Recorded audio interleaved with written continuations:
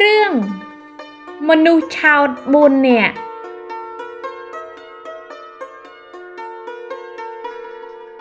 កាលពីព្រេងនាយមានបរិសឆាត4នាក់ព្រមព្រៀងគ្នាដើររៀនក្តីលុះដើរដល់បន្តិចទៅក៏ចាប់បានអណ្ដើក5បរិសទាំង4នាក់នោះ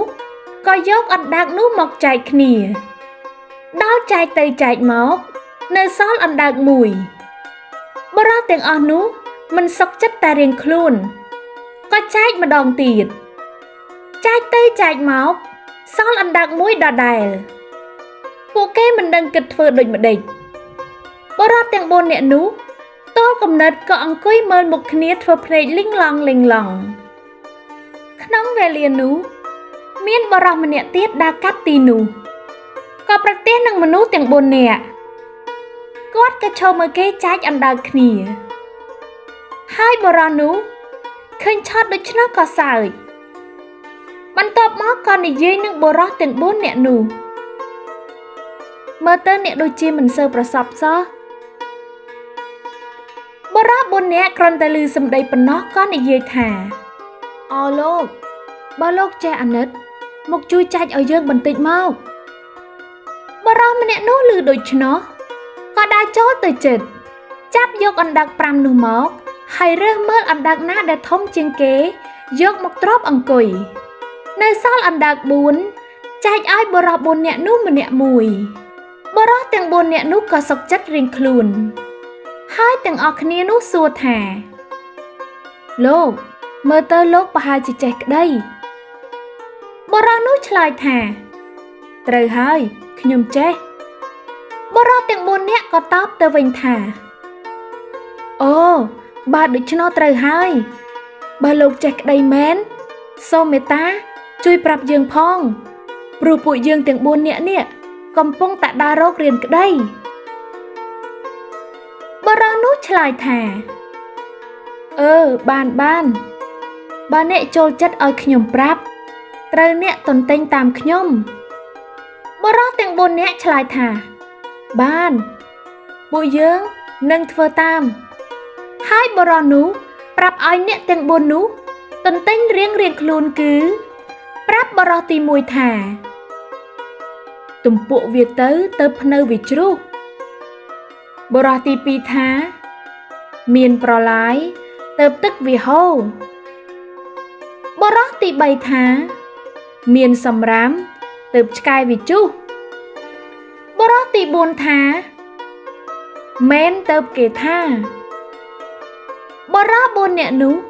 ក៏ទន្ទិញពាក្យនេះចាំគ្រប់គ្នាទៅហើយពួកគេ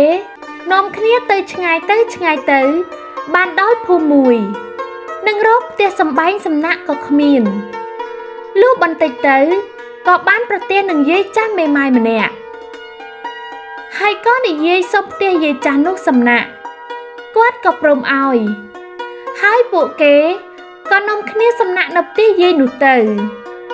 យប់នោះអ្នកទាំង4ក៏នាំគ្នាទន្ទិញពាក្យក្តីដែលបរិសម្នាក់នោះបានប្រាប់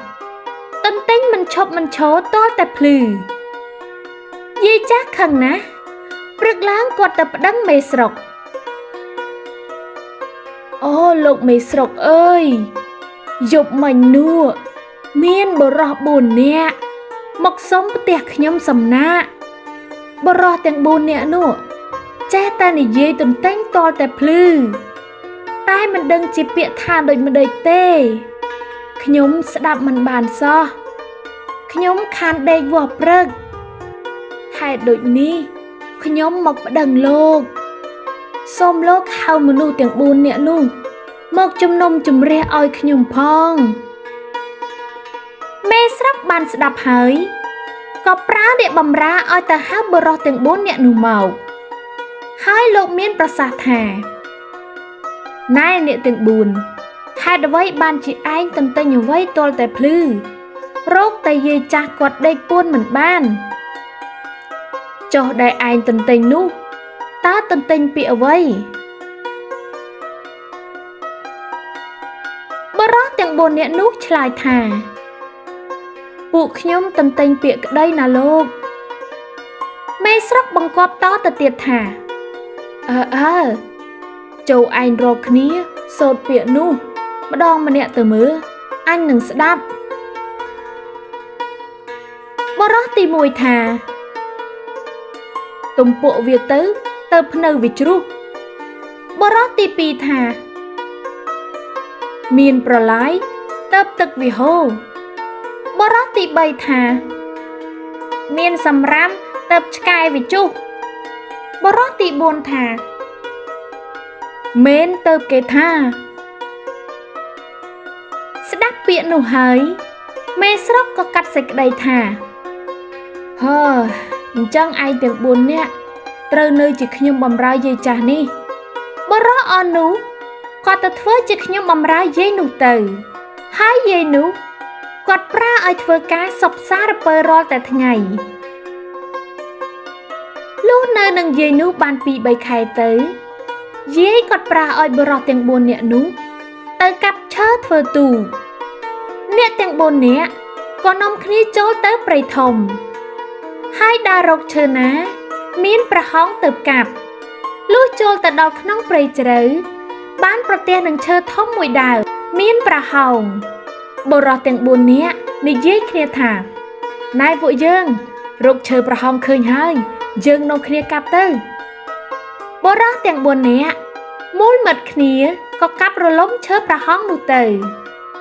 លុះឈើចិត្តរលំបរោះទាំង4នាក់ស្រែកថាណែកូនយើងចិត្តរលំហើយអាណាម្នាក់រត់ទៅចាំត្រូវកុំឲ្យបែកឈើក្រែងធ្វើទូកមិនកើតបរោះម្នាក់ក៏ស្ទុះទៅចាំទ្រដល់ឈើនោះបាក់មកសង្កត់ស្លាប់ធ្វើមាត់ស្ញេញបរោះ3នាក់ឃើញដូច្នោះក៏នាំគ្នាសើចថាអានេះខ្លាំងណាស់វើយឈើទំហំប៉ុណ្ណឹងកោតតែវាទ្រាំបានហើយវាសើចថែមទៀតបរោះ3នាក់នោះ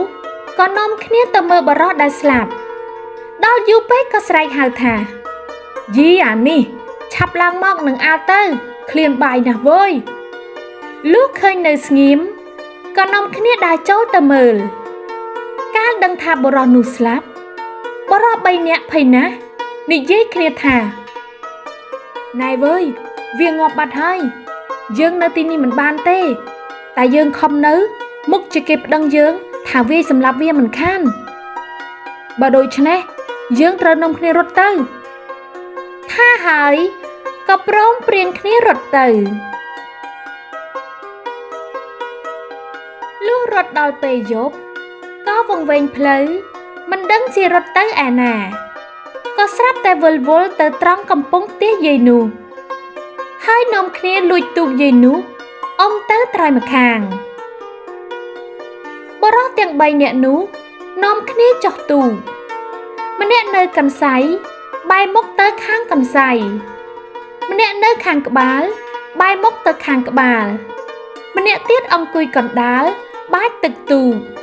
តែមិនបានស្រាយខ្សែចំណងទូកនោះចេញចេះតែនាំគ្នាអុំមួយយប់តភ្លឺនៅតែដដែល